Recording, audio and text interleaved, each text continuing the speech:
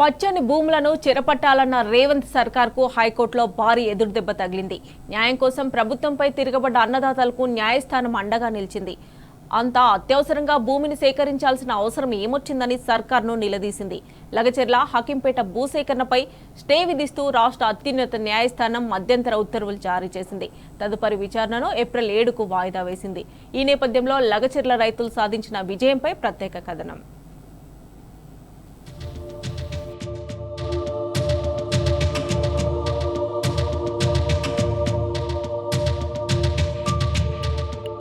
లగచర్లలో పచ్చని భూములను చెరబట్టాలని చూసిన రాష్ట్ర ప్రభుత్వానికి భారీ ఎదురుదెబ్బ తగిలింది. పేద రైతులకు భరోసా ఇవ్వాల్సిన ప్రభుత్వం దాష్టికానికి పాల్పడగా బాధితులకు న్యాయస్థానం అండగా నిలిచింది. మా భూములు మాకేనంటూ ప్రభుత్వంపై తిరగబడ్డ రైతుల పక్షాన న్యాయం ఉందంటూ ధర్మాసనం తీర్పునిచ్చింది. లగచర్ల హకీంపేటలో భూసేకరణను నిలిపివేస్తూ గురువారం మధ్యంతర ఉత్తర్వులు జారీ చేసింది. అత్యవసరంగా భూములు సేకరించాల్సిన అవసరం ఏమొచ్చిందంటూ ప్రభుత్వానికి నిలదీసింది. తదుపరి ఆదేశాలిచ్చే వరకు ఎట్టి పరిస్థితుల్లోనూ భూసేకరణ కొనసాగించవద్దని ఆదేశించింది. వికారాబాద్ జిల్లా దుద్యాల మండలం హకీంపేటలో 351.10 ఎకరాలు, లగచర్లలో 110.32 ఎకరాల భూసేకరణ నిమిత్తం 2024 నవంబర్లో జారీ చేసిన భూసేకరణ నోటిఫికేషన్ల అమలును నిలిపివేస్తూ స్టే విధించింది. ఈ మేరకు హైకోర్టు న్యాయమూర్తి జస్టిస్ జె శ్రీనివాసరావు గురువారం మధ్యంతర ఉత్తర్వులు జారీ చేశారు. సమగ్ర వివరాలతో కౌంటర్ దాఖలు చేయాలని ప్రభుత్వానికి నోటీసులు జారీ చేశారు. తదుపరి విచారణను ఏప్రిల్ 7కు వాయిదా వేశారు.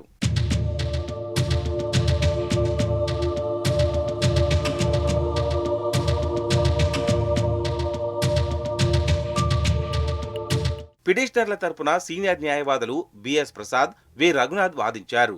పారిశ్రామిక వాడ ఏర్పాటు కోసం రాష్ట్ర ప్రభుత్వం గత ఏడాది నవంబర్లో ప్రాథమిక నోటిఫికేషన్ ఇచ్చిందని చెప్పారు. మొత్తం 1177 ఎకరాల్లో 534 ఎకరాలు ప్రభుత్వ భూములు ఉన్నాయని తెలిపారు.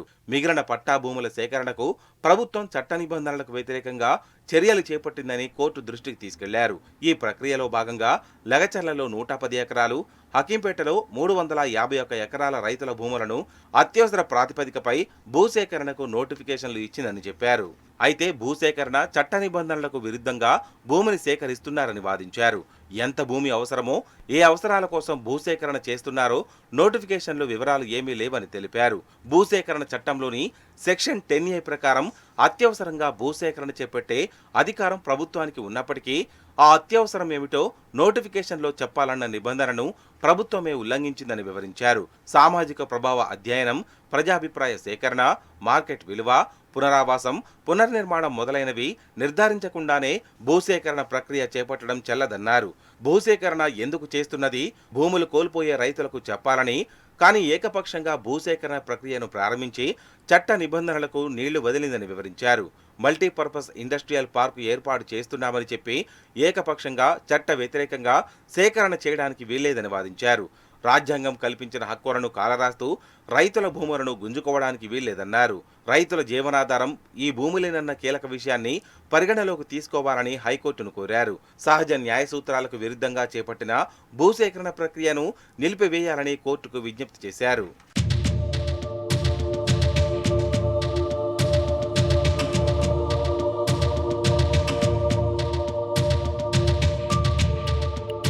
ప్రభుత్వ ప్రత్యేక న్యాయవాది రాహుల్ రెడ్డి హైకోర్టులో ప్రతిపాదనలు వినిపించారు. రైతులకు తగిన పరిహారం చెల్లిస్తున్నామని, ఆ తర్వాతే భూములు తీసుకుంటామని చెప్పారు. ఒక్కో ఎకరాకు 20 లక్షల పరిహారంతో పాటు 150 గజాల ఇంటి స్థలం, ఇందిరమ్మ పథకం కింద ఇంటి నిర్మాణానికి సాయం అందజేస్తామని తెలిపారు. అర్హులైన వారికి ఉద్యోగ కల్పన కూడా ఉంటుందని చెప్పారు. భూసేకరణ ప్రక్రియపై స్టే ఆదేశాలు ఇవ్వొద్దని కోరారు. ఇరుపక్షాల వాదనల తర్వాత హైకోర్టు ప్రతివాదులకు నోటీసులు జారీ చేసింది. సమగ్ర వివరాలతో కౌంటర్లు దాఖలు చేయాలని ఆదేశించింది. అప్పటి వరకు భూసేకరణ ప్రక్రియలో ముందుకెళ్లరాదని మధ్యంతర ఉత్తర్వులు జారీ చేసింది.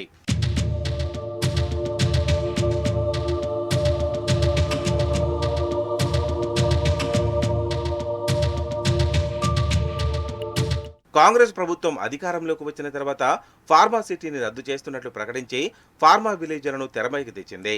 సీఎం రేవంత్ రెడ్డి సొంత నియోజకవర్గం కొడంగల్లో ఫార్మా విలేజ్ ఏర్పాటుకు గత ఏడాది మార్చిలో ఏర్పాట్లు మొదలయ్యాయి. దుద్యాల మండలంలోని భూములను పరిశీలించారు. దీంతో రైతులు భూములను గుంజుకోవద్దని, ఫార్మా కంపెనీలు కట్టొద్దని కోరుతూ తహసీల్దార్ కార్యాలయం ముందు ధర్నా చేశారు. భూములు ఇచ్చేది లేదని నెలల తరబడి దీక్షలు చేస్తూ నిరసన వ్యక్తం చేశారు.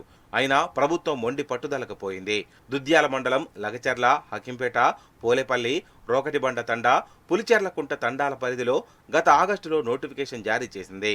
1375 ఎకరాలు సేకరించాలని నిర్ణయించింది. ఇందులో 800 ఎకరాల వరకు ప్రభుత్వ భూమి ఉండగా మిగిలిన 775 ఎకరాల భూమిని రైతుల వద్ద సేకరించాలని నిర్ణయించింది. అక్టోబర్ 25న లగచర్లలో ప్రజాభిప్రాయ సేకరణకు అధికారులు ఏర్పాటు చేశారు. సమావేశానికి వస్తున్న సీఎం రేవంత్ అనుచరుడు, కాంగ్రెస్ దుద్యాల మండల అధ్యక్షుడు శేఖర్ వాహనాన్ని రోటిబండ తండా వద్ద రైతులు అడ్డుకొని దాడి చేశారు. ఈ ఘటన తర్వాత కూడా రైతుల వేదనను ప్రభుత్వం అర్థం చేసుకోలేదు.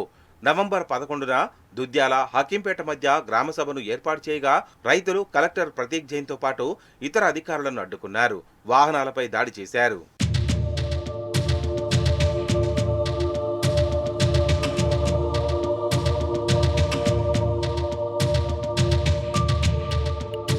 ఎన్ని విధాలా ప్రయత్నించినా రైతులు భూములు ఇవ్వకపోవడంతో ప్రభుత్వం కక్ష కట్టింది. కలెక్టర్పై దాడి చేశారనే నెపంతో నవంబర్ 12న అర్ధరాత్రి లగచర్ల, రోకటిబండ తండాలపై వందలాది పోలీసులు విరుచుకుపడ్డారు.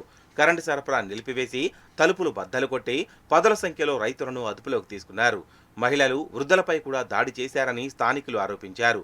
మొదట 16 మందిని అరెస్టు చేయగా ఆ తర్వాత దశలవారీగా మరికొంతమందిని అదుపులోకి తీసుకుని జైల్లో పెట్టారు. అందరిపై హత్యాయత్నం కేసు నమోదు చేశారు. ఇప్పటికీ ఆ రైతులు కేసులను ఎదుర్కొంటూ కోర్టులు, పోలీస్ స్టేషన్ల చుట్టూ తిరుగుతూనే ఉన్నారు. కలెక్టర్పై దాడికి సూత్రధారంటూ మాజీ ఎమ్మెల్యే పట్నం నరేందర్ రెడ్డిని సైతం ప్రభుత్వం అరెస్టు చేసింది. నవంబర్ 12న అర్ధరాత్రి జరిగిన అరాచకంపై లగచర్ల గ్రామస్తులు పోరాటానికి దిగారు. తమకు జరిగిన అన్యాయంపై గల్లీ నుంచి ఢిల్లీ దాకా పోరాడారు. ఎస్సీ, ఎస్టీ కమిషన్, మానవ హక్కుల కమిషన్, ఇతర సంఘాలను కలిసి తమ గోడు వెళ్లబోసుకున్నారు. ప్రభుత్వ దాష్టికంతో ఆగమైన రైతులకు బీఆర్ఎస్ అండగా నిలిచింది. అన్నదాతలకు గొంతుకగా మారింది. వారి వేదన ఢిల్లీ వరకు వినిపించేలా ఆర్థిక, రాజకీయ, న్యాయపరమైన సహాయం చేసింది. అవసరమైతే దేశంలోనే టాప్ లాయర్లను తీసుకొచ్చి కోర్టులో వాదించి న్యాయం చేస్తామని బీఆర్ఎస్ వర్కింగ్ ప్రెసిడెంట్ కేటీఆర్ హామీ ఇచ్చారు. బీఆర్ఎస్ అండతో లగచర్ల రైతులు తమ భూముల కోసం, న్యాయం కోసం పోరాటం కొనసాగించారు. చివరికి హైకోర్టు వారికి ఊరట కల్పించింది.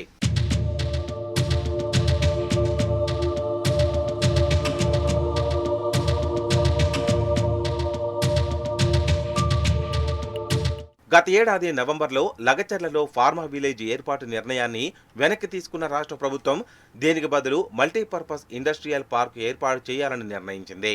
ఇందుకోసం దేశ రక్షణ, అత్యవసర నీటిపారుదల ప్రాజెక్టుల నిర్మాణం వంటి అత్యవసర నిమిత్తం అత్యవసరంగా భూసేకరణ చేసేందుకు వీలు కల్పించే భూసేకరణ చట్టం 2013లోని సెక్షన్ 10A నిబంధనను ఉపయోగించింది. లగచర్ల, హకింపేట, పోలేపల్లి, రోకటిబండ తండా, పులిచెర్లకుంట తండాలో 1177.35 ఎకరాలు సేకరించేలా 2024 నవంబర్ 29న ప్రాథమిక నోటిఫికేషన్ జారీ చేసింది. ఇందులో 534 ఎకరాలు సర్కారు భూమి కాగా మిగతా 643 ఎకరాల పట్టా భూమి. లగచర్లలో 110.32 ఎకరాలు, హకీంపేటలో 351.10 ఎకరాల భూసేకరణకు నోటిఫికేషన్లు జారీ చేసింది. అయితే లగచర్లకు చెందిన నోటిఫికేషన్ను వ్యతిరేకిస్తూ పి గోపాల్ నాయక్తో పాటు మరో 14 మంది ఒక పిటిషన్ను, హకీంపేటకు చెందిన భూసేకరణ నోటిఫికేషన్ను వ్యతిరేకిస్తూ కె శివకుమార్ మరో పిటిషన్ దాఖలు చేశారు. ఈ రెండు వేర్వేరు వ్యాజ్యాలపై గురువారం ధర్మాసనం విచారణ జరిపింది. అత్యవసరంగా భూసేకరణ ఎందుకు చేయాలని నిర్ణయించారో వివరణ ఇవ్వాలని ప్రభుత్వాన్ని ఆదేశించింది. ప్రతివాదులైన రెవెన్యూ శాఖ ప్రిన్సిపల్ సెక్రటరీ, వికారాబాద్ జిల్లా collector, Lagacharla revenue division officer, Dudyala tahsildar, రాష్ట్ర పారిశ్రామిక మౌలిక సదుపాయాల కల్పన సంస్థ ఎండీకి నోటీసులు జారీ చేసింది. తదుపరి విచారణను హైకోర్టు ఏప్రిల్ 7కు వాయిదా వేసింది.